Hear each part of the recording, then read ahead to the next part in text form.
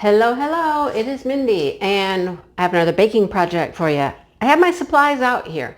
You don't need a lot. We're going to make a strawberry rhubarb pie. It is one of my favorite things to make, and every time I make one, like everybody in my family wants some. Can I have some? Did you make one for me? Okay, really?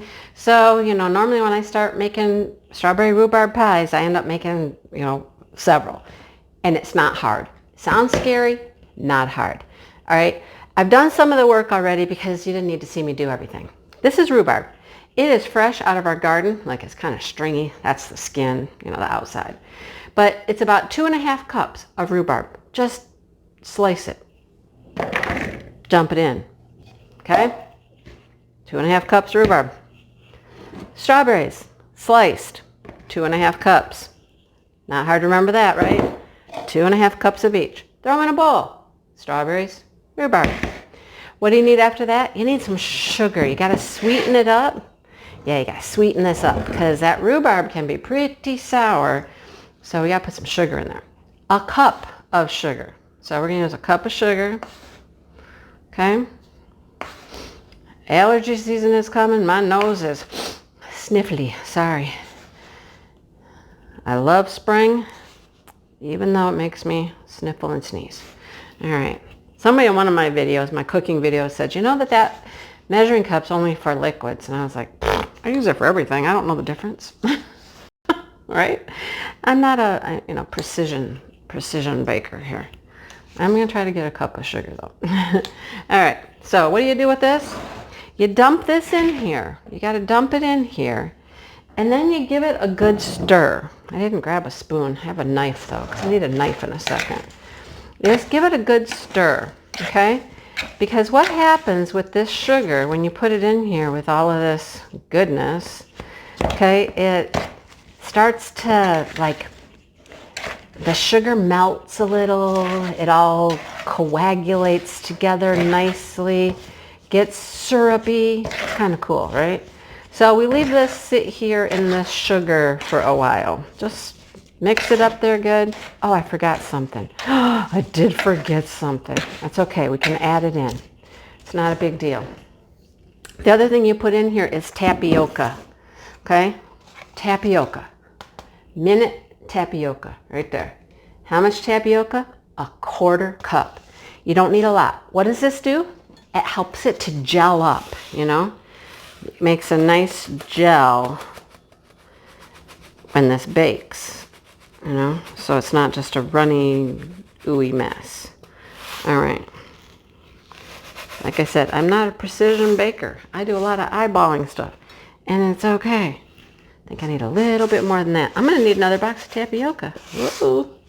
I'm going to make more pies. I need more tapioca. All right. So you toss that in there. It's really grainy and granulated and, whatever. Toss that in there. Mix that in there. Mix it up with the sugar. It would help if I had a spoon, but we're making it work. We're making it work with the knife. Yeah. All right. My strawberries have been in the refrigerator for a while, so they're kind of cold. Very cold. All right. So what do you get when you're done mixing this up? You get something that looks like, I don't know, it's been snowed on or something. I don't know. Just, yeah, looks like that. Okay? Set that aside. You let that just do its magic thing there. Okay? Magic thing. Okay. I don't make pie crust. No, I don't. And this is just me. I do not like Pillsbury pie crust. I will get, this is Meyer, because we have Meyer. This is Meyer brand. There's Walmart brand. For some reason, I like those brands better than the Pillsbury's. I just have better luck with it. I don't know why, but I do. All right, so these boxes come with 2 crusts, right? This has been in the refrigerator for a while, so they're cold. I have had them out for a few minutes, but I like to let them sit out for a little bit and get some of that cold off them because they don't roll out as well when they're really cold. Okay, I don't want to use that one, so hang on just a second.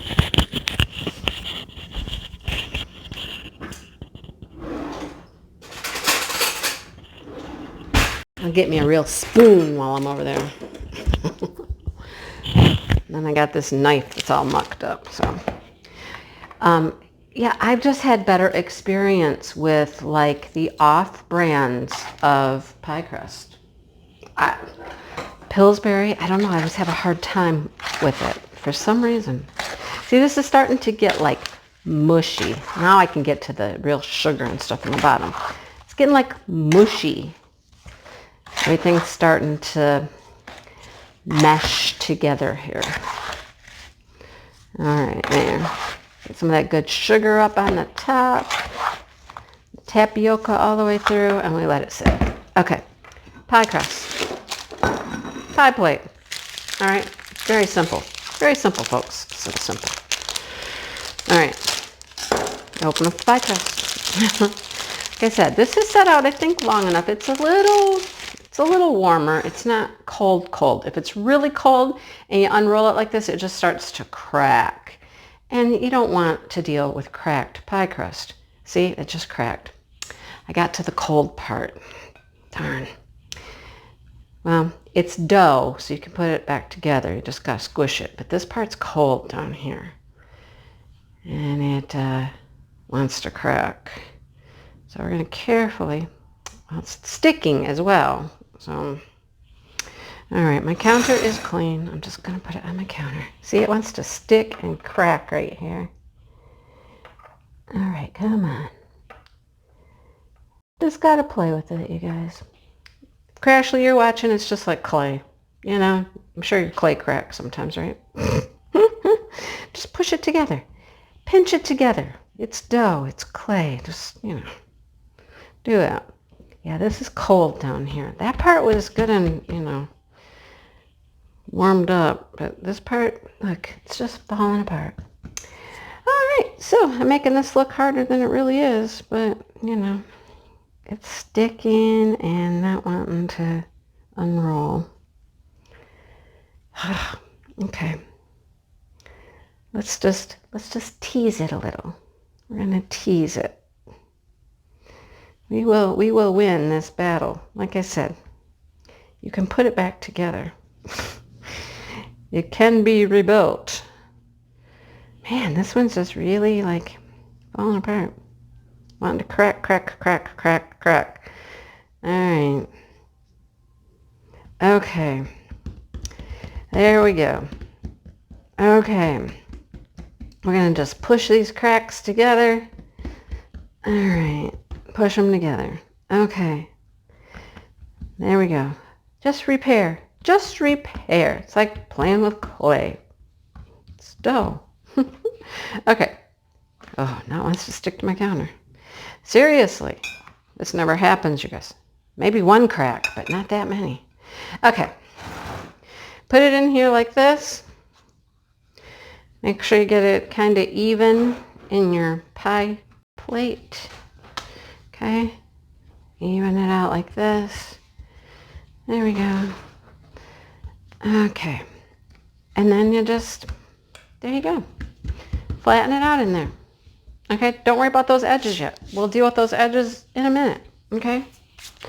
Now, take your mixture, your strawberry rhubarb, just dump it in here.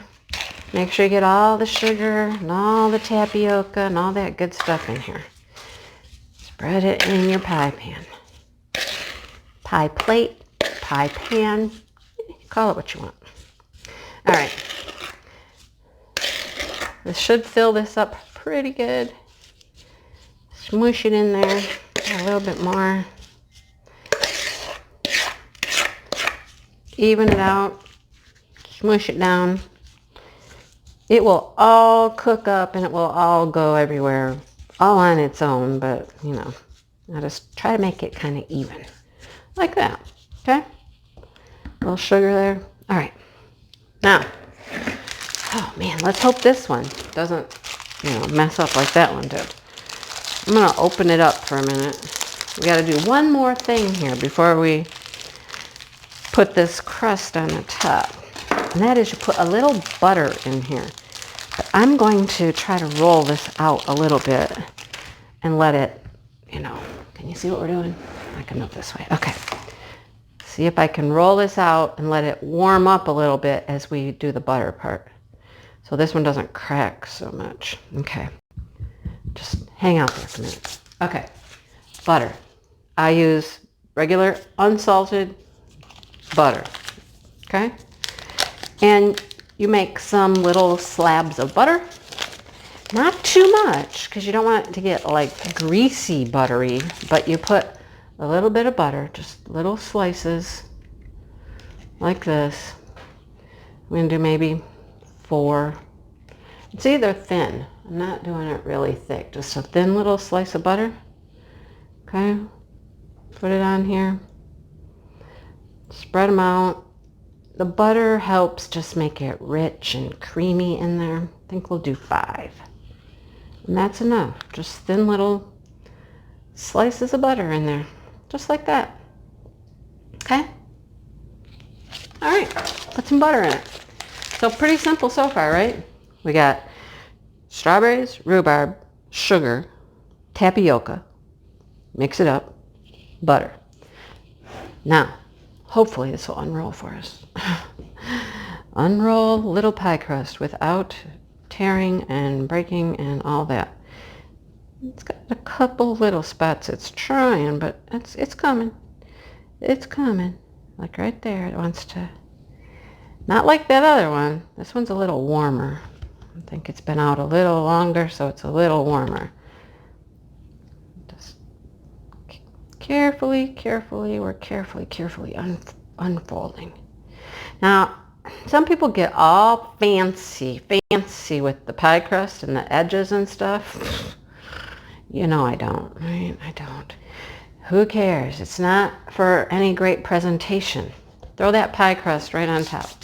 Right on top. Got it?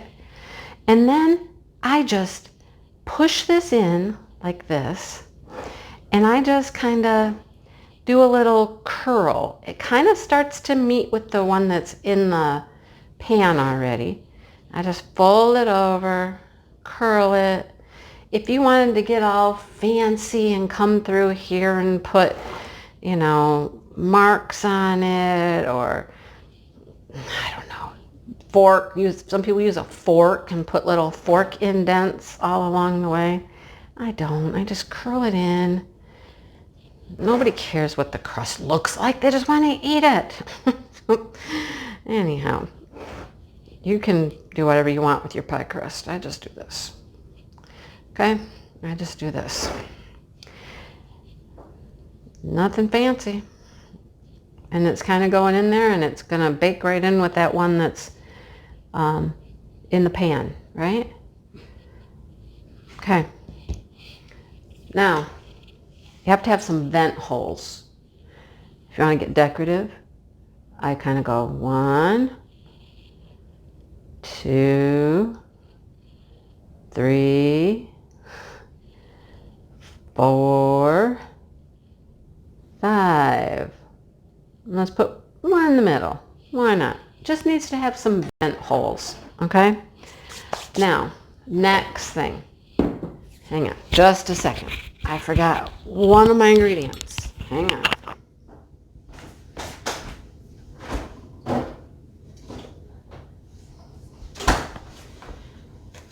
We need a little bit of milk. And I mean just a little bit. Okay? Some milk. And